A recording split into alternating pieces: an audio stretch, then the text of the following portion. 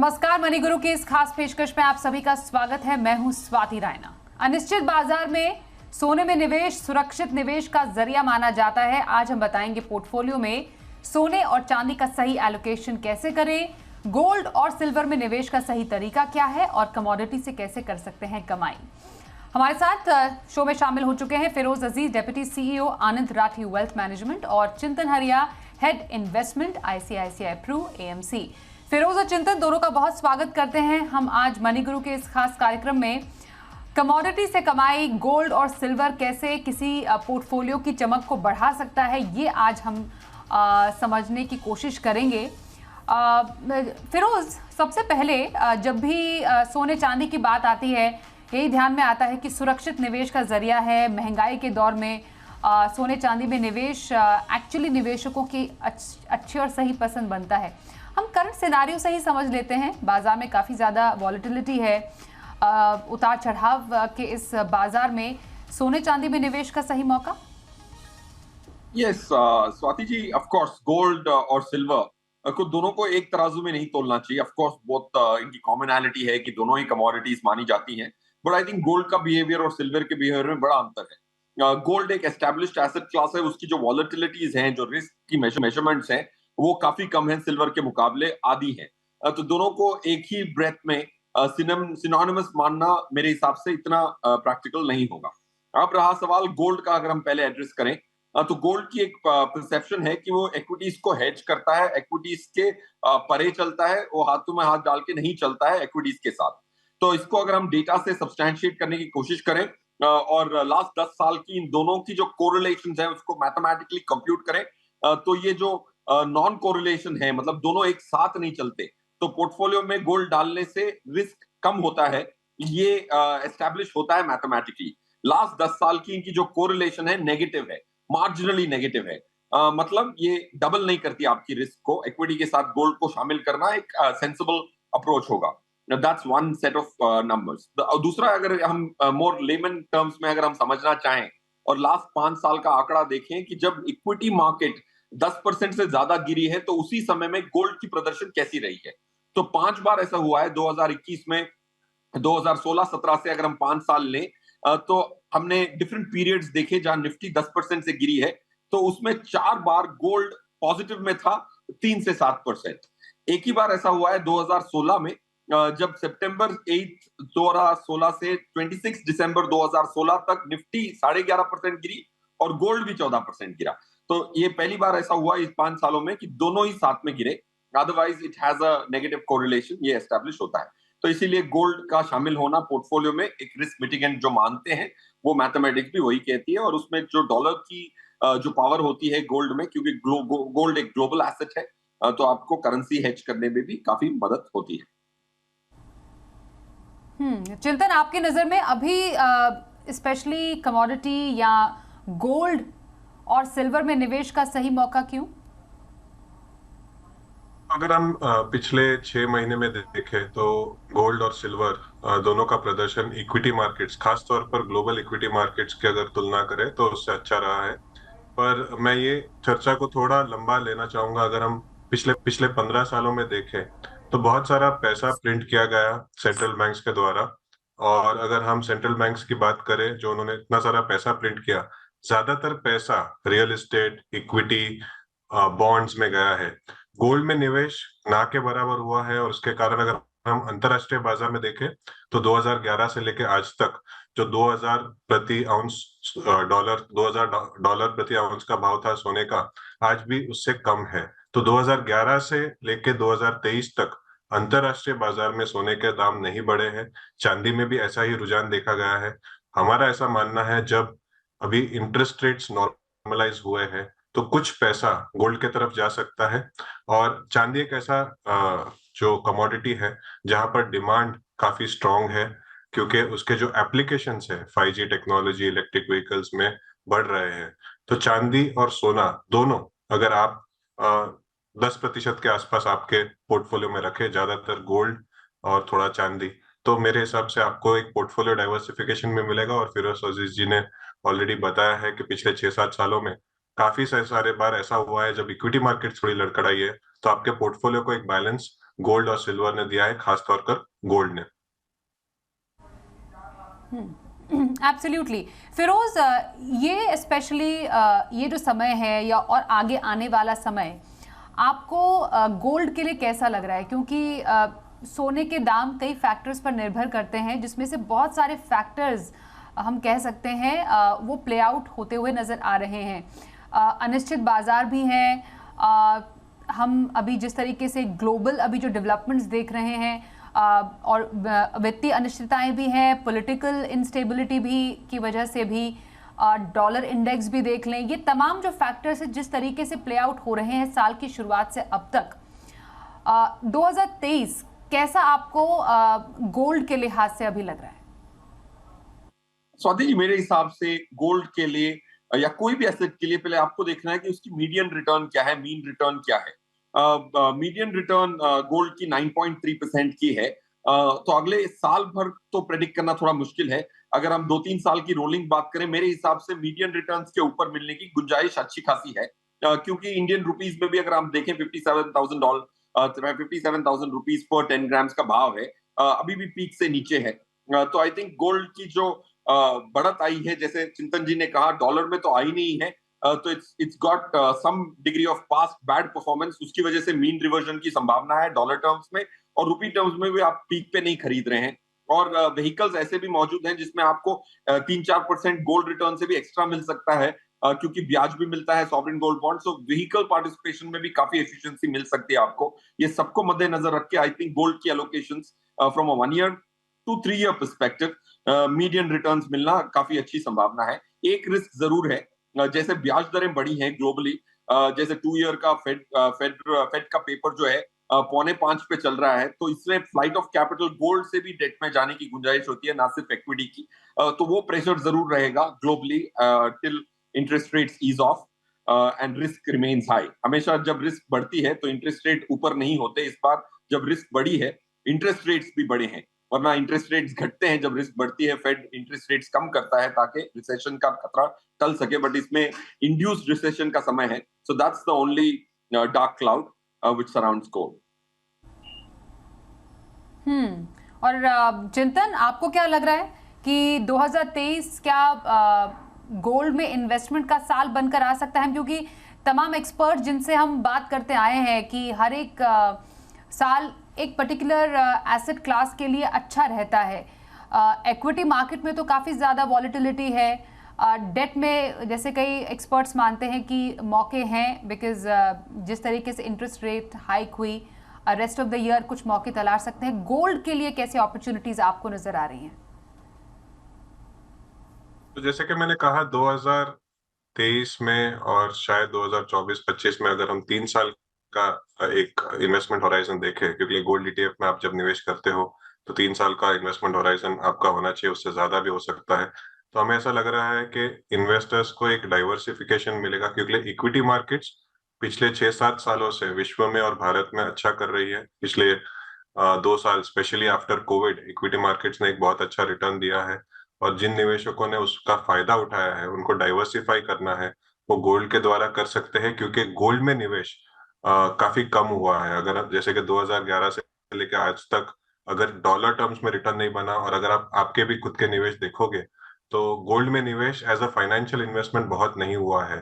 तो as a diversification, और अगर विश्व में, जैसे कि फिरोज अजीज जी भी कह रहे थे, कि अगर इंटरेस्ट रेट्स बढ़ना बंद हो जाती है और इंटरेस्ट रेट्स घटना शुरू हो जाती है, शायद 2023 के अंत में, 2024 के बिगिनिंग में ऐसा हो, तो तभी एक उछाल हम गोल्ड के दामों में देख सकते हैं, क्योंकि फर्स्ट प्रोबेबली जो फ्लाइट ऑफ मनी होगा, वो शायद गोल्ड के तरफ होगा। तो इसलिए आपके पोर्टफोलियो में 8 से 10% गोल्ड आपको एक रिस्क हेज और वॉलेटिलिटी डाइवर्सिफायर के हिसाब से होना चाहिए।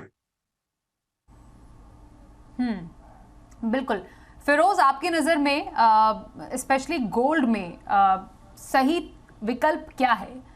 जो निवेश के अलग अलग तरीके हैं सोने में, उसमें से कौन सा विकल्प आपकी नज़र में सही है अभी, और या फिर अलग अलग निवेशकों की अलग पसंद हो सकता है? देखिए, हर निवेशक की स्थिति के हिसाब से एक व्हीकल हमारे हिसाब से मैथमेटिकली सबसे अच्छा होता है। बट पसंद लोगों का बहुत डिफरेंट हो सकता है। जैसे आज की डेट में इंडियंस की जो साइकोलॉजी है वो टच एंड फील, गोल्ड हमेशा वो एक फिजिकल एसेट के तौर पे एक मेंटल पोजिशनिंग हो चुकी है बिहेवियरली, क्योंकि इन्वेस्टिंग सिर्फ दिमाग का काम नहीं है, दिल और दिमाग का काम दोनों का है। तो काफी बार ऐसा होगा कि एक इंडियन निवेशक को हमेशा एक फिजिकल कॉइन्स बार्स खरीदने में एक सांत्वना सी मिलती है। बट आई थिंक मैथमेटिकली 3 किस्म के लोग हो सकते हैं जिनको अगर एसआईपी के माध्यम से धीमे धीमे कलेक्ट करना है, क्योंकि एक रिटेल निवेशक गोल्ड का अगर 1 ग्राम का भी कॉइन खरीदने जाएगा तो जाएगा दुकान में, जाएगा 5,000 6,000 रुपए खर्च करेगा, वो सब लॉजिस्टिकली बहुत एक्सपेंसिव हो जाता है, और कॉस्ट वाइज भी एक्सपेंसिव हो जाता है। तो इसीलिए गोल्ड फंड्स जो हैं वो बहुत काम आते हैं एसआईपी के निवेशक के लिए, जिसके पास लमसम है और टाइम फ्रेम ज्यादा नहीं हो, 2 साल हो 3 साल हो, तो चिंतन जी ने जैसे कहा ईटीएफ बहुत प्रॉफिटेबल होते हैं, क्योंकि उनमें कॉस्ट ऑफ ट्रांजैक्शन नेग्लिजिबल होता है, कॉस्ट ऑफ स्टोरेज नेग्लिजिबल होता है। किसी को एक स्ट्रेटेजिक एलोकेशन अपने पोर्टफोलियो में चाहिए लंबी अवधि के लिए, और शॉर्ट टर्म 1-2 साल की ओपिनियन नहीं ले रहे हो, और गोल्ड को एक अपना बुनियादी हिस्सा बनाना चाहते हैं, तो गोल्ड सॉवरेन गोल्ड बॉन्ड्स एक बहुत अच्छा विकल्प है, क्योंकि उसमें मेच्योरिटी पे टैक्स फ्री मिलता है। एक ही इंस्ट्रूमेंट रह गया है जिसमें unlimited capital gain tax free है एट मैच्योरिटी ऑफ कोर्स। तो long term sovereign gold bond, short term lump sum investments 2 to 3 years gold ETF, और सिस्टमैटिकली इन्वेस्ट करने के लिए गोल्ड फंड। ये मैथमेटिकली सही है, ऑफ कोर्स पसंद लोगों की अलग होती है, बट दिल और दिमाग को कन्वर्ज करना ही एक पर्सनल फाइनेंस का काम है।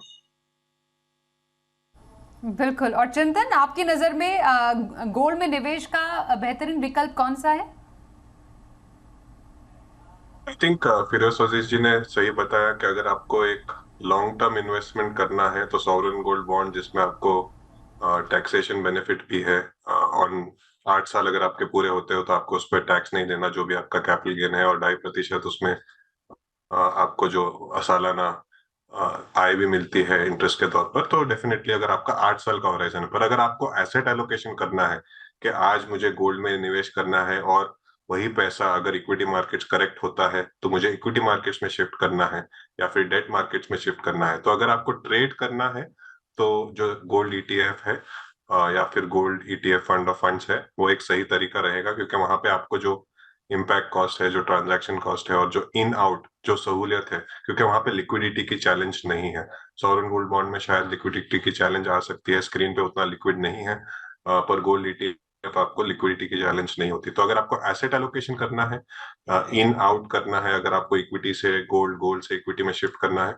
तो गोल्ड ईटीएफ सही रहेगा। अगर आपको लंबी अवधि के लिए निवेश करना है एज अ परमानेंट एलोकेशन या 8 साल का एलोकेशन, तो सॉवरेन गोल्ड बॉन्ड की जो रियायतें हैं वो काफी अच्छी है। शुक्रिया।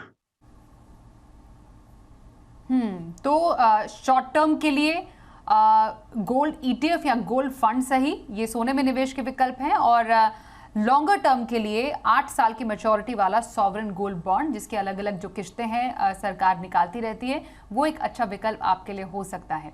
तो कैसे बढ़ाएं पोर्टफोलियो में मुनाफे की चमक, कमोडिटी से कमाई के कैसे मिलते हैं आपको मौके, गोल्ड और सिल्वर में निवेश की हम बात कर रहे हैं।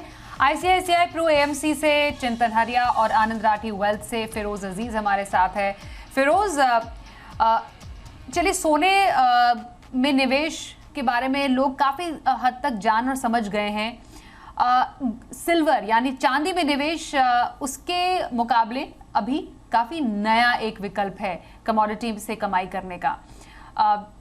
जैसा आपने शुरुआत में बोला था कि सोने और चांदी के निवेश को आप बिल्कुल एक तराजू में नहीं रखेंगे, सिल्वर में निवेश एक निवेशक के लिए अलग कैसे हो सकता है और पोर्टफोलियो में इसको जगह कैसे दी जाए? ये स्वाति जी देखिए, अब सिल्वर की जो प्राइसेस हैं आज भी 2 साल में नेगेटिव ही हैं, तो काफी अप मूव नहीं मिला है। तो ऑब्वियसली जो भी पास्ट परफॉर्मेंस खराब होती है तो लोगों का रुझान कम होता है, बट ऐसे वक्त में ही खरीदने में प्रॉफिटेबल ज्यादा होता है, मन कम करता है खरीदने का क्योंकि पास्ट रिटर्न नहीं है, बट ऐसी समय पे खरीदते हो तो ही पैसे बनते हैं। आज भी 55,000 57,000 पे इर्द गिर्द घूमता है सिल्वर। पैंडेमिक के बाद 62,000 63,000 तक भी गया था। सो पॉइंट एक ये मैं कहना चाहूंगा कि सिल्वर की रिटर्न आगे चलते हुए बेहतर है, पास्ट परफॉर्मेंस अच्छा नहीं दिखेगा। अब तक 1 साल पहले तक जब ईटीएफ नहीं थे, सिल्वर के ईटीएफ नहीं थे, तो आपके पास दो ही विकल्प थे, फिजिकल सिल्वर स्टोर करना बहुत मुश्किल है क्योंकि क्वांटिटी बड़ी होती है, गोल्ड में क्वांटिटी कम होती है और आपके पैसे काफी सारे लग जाते हैं, सिल्वर में ऐसा नहीं है। तो इसीलिए उसको फिजिकली स्टोर करना भी टफ था और सिर्फ एमसीएक्स में या कोई भी फ्यूचर्स मार्केट में अवेलेबल था। ईटीएफ आने की वजह से अब ये प्रैक्टिकल इन्वेस्टमेंट सॉल्यूशन बन चुका है for most individuals investment stand point से। ये बहुत अच्छी खुशखबरी है। इसीलिए मैं कहता हूं कि दोनों को तोलना नहीं है, क्योंकि अगर आप स्टैंडर्ड डिविएशन या जो रिस्क की जो आंकड़ा है वो दुगना है, तो मेरे हिसाब से सिल्वर में अभी भी फ्यूचर में रिटर्न की गुंजाइश है, क्योंकि पास्ट परफॉर्मेंस इतना अच्छा नहीं रहा है, पॉइंट वन। और ईटीएफ, जैसे आपने कहा कि आज ईटीएफ मिलते हैं, ईटीएफ मिलते ही उसकी जो फिजिबिलिटी हो गई फॉर लॉन्ग टर्म एलोकेशंस काफी बढ़ जाता है। ऑफ कोर्स टैक्स थोड़ा इनएफिशिएंट होता है इक्विटी के मुकाबले, बट आई थिंक 3 साल होल्ड करते हो तो इंडेक्सेशन के साथ आपको 20% की टैक्स मिलती है ईटीएफ में, तो जाहिर सी बात है कि आपको थोड़ी टैक्स एडवांटेज मिल जाती है, क्योंकि महंगाई पे आपको टैक्स नहीं देना पड़ता, जो इंडेक्सेशन का कॉन्सेप्ट है। बिल्कुल। और इनफैक्ट चिंतन, आईसीआईसीआई प्रू का तो शुरुआती कुछ ईटीएफ सिल्वर ईटीएफ में का रहा है, अब कैसा रिस्पांस आपको मिला है सिल्वर ईटीएफ के प्रति लोगों का, निवेशकों का? तो दिसंबर 2021 के आसपास रेगुलेशंस आए थे सिल्वर ईटीएफ के लिए भारत में। उसके पहले गोल्ड ईटीएफ 15 सालों से थे, और जनवरी 2022 में हमने सिल्वर ईटीएफ लॉन्च किया, भारत का पहला सिल्वर ईटीएफ। और रिस्पांस की बात करें तो जैसे कि फिरोज जी ने बताया था कि सिल्वर फिजिकली स्टोर करना डिफिकल्ट है, और अगर हम 2011 से लेकर आज तक बात करें तो करीबन 30-40 हजार रुपए वाला सिल्वर वहीं के वही रहा है, ज्यादा रिटर्न नहीं मिले अगर 12-13 सालों में देखें तो निवेशकों को एज अ रिस्क डाइवर्सिफिकेशन के साथ साथ एक ग्रोथ ट्रेजेक्टरी अगर चाहिए, क्योंकि सिल्वर के जो एप्लीकेशंस है वो बढ़ रहे हैं, जैसे कि मैंने कहा electric vehicle, mobile phones, 5G technology, medical instruments, बहुत सारे एप्लीकेशंस है। और सिल्वर गोल्ड के जैसा नहीं होता, silver recovery of silver is difficult. Gold में फिर भी रिसाइकलिंग होता है, सिल्वर में थोड़ा मुश्किल है। तो उसके कारण अगर सिल्वर की अगर हम बात करें तो ऐसा एक कमोडिटी है जो आज बुलियन के तौर पर कम और एक्चुअल एप्लीकेशन के तौर पर ज्यादा उसकी जो डिमांड है। और हमारा ऐसा मानना है कि निवेशकों को अगर बहुत लंबी अवधि के लिए निवेश करना है एक ऐसे पदार्थ में या कमोडिटी में जहां पर डिमांड स्ट्रांग रहेगा और प्राइस अपटिक की गुंजाइश है, तो थोड़ा एलोकेशन सिल्वर में कर सकते हैं। हमने देखा है लोगों ने अपने पूरे पोर्टफोलियो में, जहां पर इक्विटी भी है, डेट भी है, गोल्ड के साथ साथ थोड़ा सिल्वर ऐड करना शुरू कर दिया है। आप काफी आसानी से एसआईपी के द्वारा या फिर छोटी छोटी किस्तों में सिल्वर एक बिल्ड कर सकते हैं आपके पोर्टफोलियो में, और इवेंचुअली जब सिल्वर में एक बड़ी तेजी आती है उसका फायदा आपको मिल जाएगा। शुक्रिया। बिल्कुल। तो वही मैं फिरोज आपसे भी जानना चाह रही हूँ, अराउंड कितना पोर्टफोलियो में एक्सपोजर, एक तो गोल्ड का और साथ में सिल्वर का भी, I am sure proportion same तो नहीं रहेगा, silver being really volatile commodity, impact जैसा चिंतन भी बता रहे हैं कि आपके निवेश पर भी पड़ेगा। तो एक निवेशक को आप क्या रेकमेंड करेंगे, कमोडिटी के अंदर ही प्रोपोर्शन क्या रखे गोल्ड और सिल्वर का? देखिए, अब मैं अगर पर्सनल साइड किसी की देखूं, अगर ग्लोबल ऑब्जेक्टिव्स हैं किसी के, जैसे बच्चों की पढ़ाई ग्लोबल हो, तो उनको तो गोल्ड सिल्वर जरूर रखना चाहिए। कोई भी, जैसे आपको वर्ल्ड टूर करना है, अगर ऐसी ऑब्जेक्टिव्स हैं आपकी जो डॉलर में खर्चा कराएंगी, तो दोनों की महत्वपूर्णता बहुत बढ़ जाती है। अब रहा मात्रा, आपकी जो भी एलोकेशंस हैं उसकी 2/3 आप गोल्ड में डाल सकते हैं, 1/3 सिल्वर में डाल सकते हैं। जो चिंतन जी ने कहा बहुत सटल, बहुत इंपॉर्टेंट पॉइंट है, रिसाइकलिंग। देखिए, माइनिंग करना एक बात है, अगर गोल्ड की रिसाइकलिंग सदियों तक चलेगी, पुश्तों तक चलेगी, सिल्वर जो आपको इलेक्ट्रॉनिक आइटम्स में सिल्वर दिखता है वो वापस रिसाइकल नहीं कर पाता है। तो ऐसा नहीं है कि माइनिंग हो गई तो वापस वो हमेशा दुनिया में रहेगा, वो वापस कहीं ना कहीं आपको वापस माइन करके दूसरा सप्लाई लाना पड़ेगा। तो I think 2/3 towards gold, 1/3 towards silver is a good allocation. अब कितना होना चाहिए टोटल, किसी के 10% हो सकते हैं, किसी के 15% हो सकते हैं। इस पे देखना है कि आपके कोई ग्लोबल खर्चे तो सबके होते हैं, कोई ना कोई गोल ग्लोबल होता है, उसकी एलोकेशंस के लिए मैं इसको प्रेफर करूंगा rather than ग्लोबल एक्विटीज, क्योंकि global equities are correlated to equities. अब कितना भी कहें आप, जब यूएस में तकलीफ होती है तो इंडियन एक्विटीज में भी तकलीफ होती है, आज का ही उदाहरण ले लें आप। तो बट अगर आपको ग्लोबल जाना है तो सिल्वर एंड गोल्ड एक अच्छा विकल्प है। ग्लोबल डॉलर एलोकेशंस करने के लिए rather than global equities in my belief.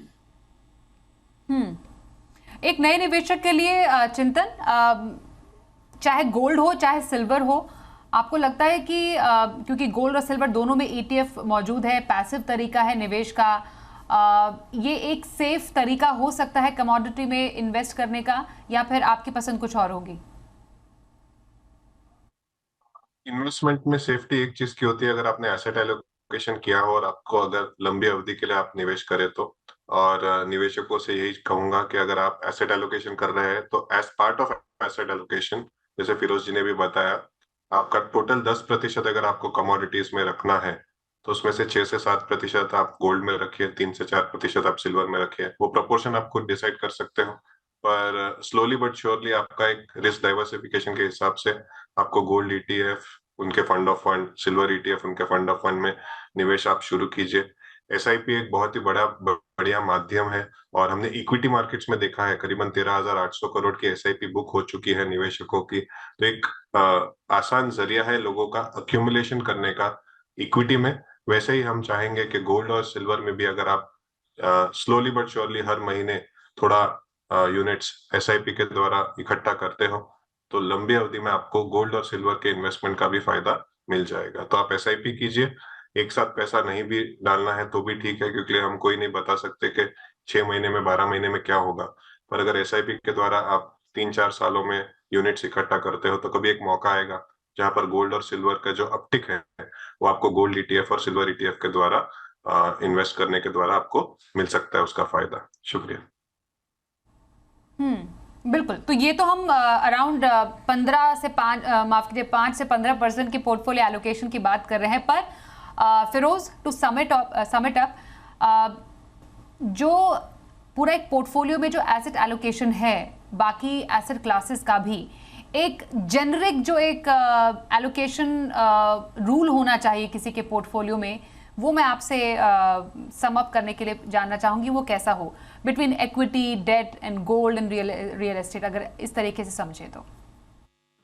Swati ji, अगर करंट स्टेटस देखूं मैं तो मैं कहूंगा आज भी 50% आपका 45 से 50% नेकेड इक्विटी हो सकता है और होना भी चाहिए। जाहिर सी बात है आज दिल कम करेगा क्योंकि लास्ट 1.25 साल से ऑलमोस्ट 1.5 साल से निफ्टी ने टाइम करेक्शन दिया है और 7-8% की प्राइस करेक्शन भी दी है। ऐसे समय में इक्विटी खरीदना मुश्किल होता है। 50% इक्विटी, इन्वेस्टेड रियल एस्टेट, मेरे हिसाब से रेसिडेंशियल रियल एस्टेट आज भी मेट्रोज और टियर 2 सिटीज में परफॉर्म नहीं करेगा लॉन्ग टर्म बेसिस पे कंपाउंडेड रिटर्न्स के कंप्यूटेशन से, इसीलिए invested real estate, residential 0। Debt आज काफी अच्छा अट्रैक्टिव माध्यम है, 25-30% इन डेट, और बाकी आप 10 से 15% कमोडिटीज ले सकते हैं। बट इक्विटीज में 50% रखना आज माना कि कठिन है, लोगों को चैन नहीं आएगा 50% रख के, but I think it's very critical to beat inflation and हमेशा मीन रिवर्जन होती है। तो हम आनंद राठी में तो ऐसे समय में ज्यादा खरीदते हैं। फरवरी में नेट मोबिलाइजेशन आई म्यूचुअल फंडों की, इतनी अच्छी नहीं थी SIP छोड़ दें तो, बट आनंद राठी में हम थोड़ा ज्यादा एक्सेलरेशन देते हैं इक्विटीज की परचेज को। ऐसे समय को हम अपॉर्चुनिटी मानते हैं। ओके, तो चलिए, ये तो बात हुई आज हमारे शो में कमोडिटी से कैसे कमाई कर सकते हैं। पोर्टफोलियो में सोने और चांदी की चमक बढ़ाने के लिए आपको कैसे विकल्प का इस्तेमाल करना चाहिए, कैसे विकल्प आपके सामने है, एसेट एलोकेशन को ध्यान में रखते हुए कितना एक्सपोजर ले सोने और चांदी में, इस पर चर्चा करने के लिए फिरोज और चिंतन आप दोनों का करेंगे धन्यवाद।